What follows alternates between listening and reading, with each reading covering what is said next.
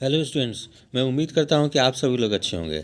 आज दिनांक 9 जनवरी 2023 पटना हिंदुस्तान संस्करण में बिहार पुलिस में सिपाही और दरोगा की बहाली से संबंधित महत्वपूर्ण खबरें प्रकाशित हुई है। शीर्षक है, कैबिनेट के बाद अब वित्त विभाग से मंजूरी मिलने पर जारी की जाएगी अधिसूचना। 2 चरणों में आपात सेवा के लिए बहाल होंगे 19,000 पुलिसकर्मी। तो राज्य में डायल 112 यानी ERSS यानी इमरजेंसी रिस्पांस सपोर्ट सिस्टम के दूसरे चरण की शुरुआत होने जा रही है। इसमें 800 नए 4 पहिए वाहनों के साथ ही 200 मोटरसाइकिलें भी खरीदी जाएगी। यह पहला मौका है जब ERSS में मोटरसाइकिलें भी शामिल की जा रही है, ताकि किसी घटना होने पर संकरी गलियों में भी आसानी से प्रवेश कर सके।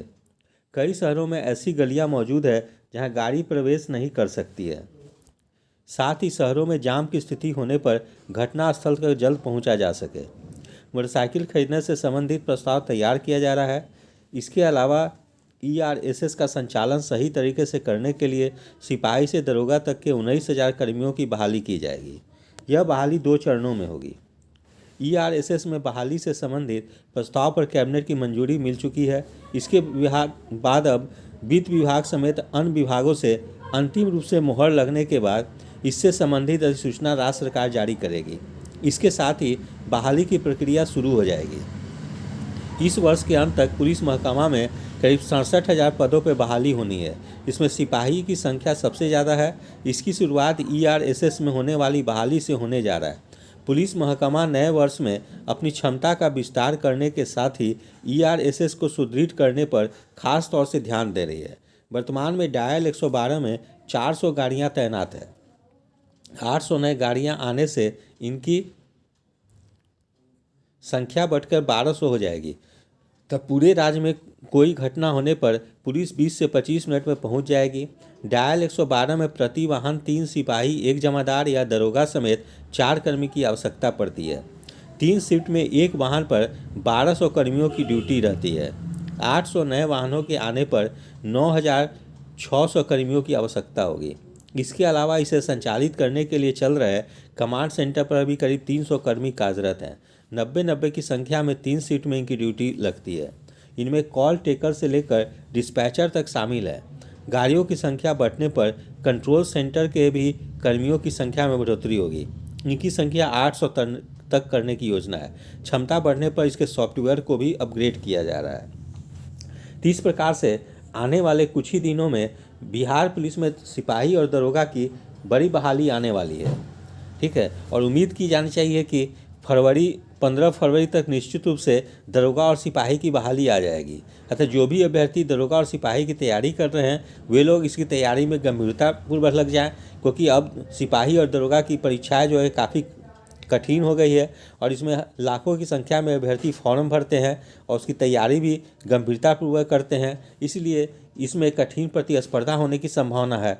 अतः अभी से ये अभ्यर्थी जो है दरोगा और सिपाही की तैयारी में गंभीरतापूर्वक लग जाएं, जिससे कि वे लोग अंतिम रूप से चयनित हो सकें।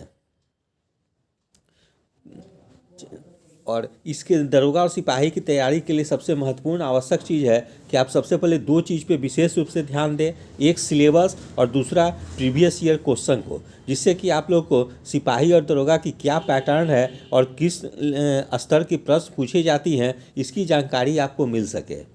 क्योंकि जब आप सिलेबस और प्रीवियस ईयर के क्वेश्चन को देखेंगे तो आप राइट डायरेक्शन में तैयारी कर पाएंगे कि मुझे किस पैटर्न पे तैयार करनी है, किस टॉपिक पे ज़्यादा फोकस करनी है और कौन सा बुक पढ़ने से ज़्यादा जो है कि सिलेबस कवर होगी। तो ये सब चीज़ें की जानकारी आपको जब आप प्रीवियस ईयर के क्वेश्चन को देखेंगे तो आपको निश्चित रूप से मिलेगी। जैसे कि आप अगर बिहार सिपाही की तैयारी कर रहे हो तो आपको समान ज्ञान के साथ साथ हिंदी, इंग्लिश और मैथ के भी प्रश्नों पे पकड़ मजबूत बनानी होगी। बहुत सारे अभ्यर्थी यद्यपि जीके के प्रश्न पे लूसेंट और स्पीडी पढ़ के तो अपनी पकड़ बना लेते हैं, लेकिन वे लोग मैथ, हिंदी और इंग्लिश में फंस जाते हैं। क्योंकि यद्यपि मैथ, हिंदी, इंग्लिश में बेसिक स्तर के ही प्रश्न पूछे जाते हैं, लेकिन जो बिहार पुलिस की तैयारी करने वाले होते हैं उन अभ्यर्थियों की इंग्लिश, मैथ और हिंदी उतनी मजबूत नहीं होती है। लगभग तीनों सेक्शन से मिलाकर 30 प्रश्न पूछे जाते हैं और ये 30 प्रश्न में अभ्यर्थी काफ़ी ज़्यादा पिछड़ जाते हैं और अच्छे स्टूडेंट भी 10 से 15 प्रश्न ही सॉल्व कर पाते हैं। अतः जीके के साथ साथ आपको ये 3 सेक्शन जो है इंग्लिश, मैथ और हिंदी की, उस पर भी पकड़ मजबूत बनाने की आवश्यकता है, जिससे कि आप पीटी की परीक्षा को क्वालिफाई कर सकें। वहीं दूसरी ओर बिहार दरोगा की बात करें तो बिहार दरोगा में प्रारंभिक परीक्षा में सिलेबस जो बताई गई है वो समान ज्ञान और समसामयिकी की है, यानी जीके और करंट अफेयर्स। तो जब सिलेबस में ही करंट अफेयर्स मेंशन कर दी गई है, इसका अर्थ है कि करंट अफेयर्स से निश्चित रूप से ज़्यादा प्रश्न पूछे जाएंगे। अतः आपको उम्मीद इस तरह से तैयारी करनी चाहिए कि करंट अफेयर्स से लगभग 15 से 20 प्रश्न निश्चित रूप से पूछे जाएंगे। अतः आप करंट अफेयर्स की काफ़ी अच्छे तरीके से तैयारी करें और करंट अफेयर्स के लिए 3-4 बुक्स को अच्छे तरह से मैगजीन को कवर कर लें, जिससे कि आप लोग करंट अफेयर्स सेक्शन में बेहतर प्रदर्शन कर सकें।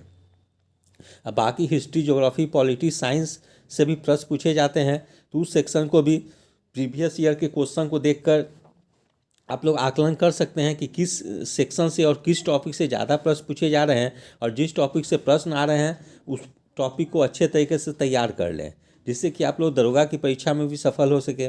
तो दरोगा की परीक्षा भी 2 चरणों में होती है। प्रारंभिक परीक्षा जिसमें 100 अंक की जीके के क्वेश्चन होते हैं, मुख्य परीक्षा में भी 100 अंक के जीके के प्रश्न रहते हैं, यद्यपि उसमें मैथ्स रीजनिंग भी मुख्य परीक्षा में पूछ दी जाती है।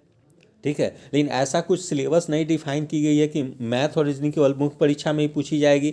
हो सकता है प्रारंभिक परीक्षा में भी पूछ दी जाए, और करंट अफेयर्स की चर्चा जैसे अभी 2-3 बार जो एग्ज़ाम हुई उसमें करंट अफेयर्स मुख्य परीक्षा में नहीं पूछे गए हैं, लेकिन हो सकता है कि करंट अफेयर्स मुख्य परीक्षा में पूछ दी जाए। इसलिए आप लोग को एक पूरे पैटर्न पर तैयारी करनी है, किसी भी चीज़ को छोड़ कर नहीं चलनी है। हो सकता है करंट अफेयर्स मेंस में पूछ दी जाए या प्रारंभिक परीक्षा में मैथ रीजनिंग में पूछ दी जाए, इसलिए आप लोग को हर चीज़ के लिए तैयार रहनी है।